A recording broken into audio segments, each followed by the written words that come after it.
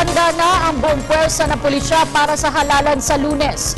Inihayag ito ng PNP matapos na mailatag ang lahat ng hakbangin upang matiyak ang maayos at mapayapang pagdaraos ng midterm elections. Ang ulat mula kay Alvin Baltazar.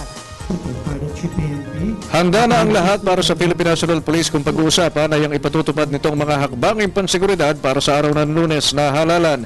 Sinabi ni Deputy Chief for Operations, Deputy Director General Ajer Ontog, na naibigay na nila sa mga regional offices ang mga kailangan nitong suporta, resources at dagdag na tauhan, kaya't ang inihintay na lamang nila ang eleksyon sa Mayo at 13. Nasa mga commander na ani ang bola kung paano epektibong ipatutupad ang nilang plano para sa Lunes. Ako po ay I am of the belief that we are ready and para bang sa basketball din yan, palagi kong binabalik sa basketball. Kahit na gano'ng kagaling ng coach, ang paglalaro ay nasa mga players.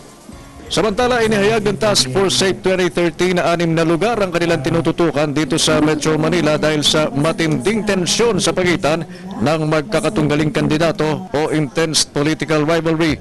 Bagamat tumangging banggitin ng 6, una nang nasaksiyan ng publiko ang palitan ng maangang na salita ng mga naglalaban ng politiko sa area ng Maynila, Taguig at Caloocan. Actually, dito sa Manila, meron lang 6 na lugar na tinitingnan ng PNP.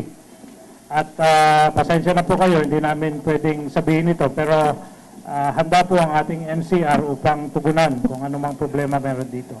Pero higit sa Metro Manila, binigyan din ng opisyal na mas tutok sila sa pamamayagpag ng private armed groups ng bansa gaya ng ARMM. Batay sa tala ng PNP, bukod sa 41 active PAGs, mayroon pa kasing 116 na potential PAGs na posibleng magamit sa araw mismo ng eleksyon. Para sa Telebisyon ng Bayan, Alvin Baltazar.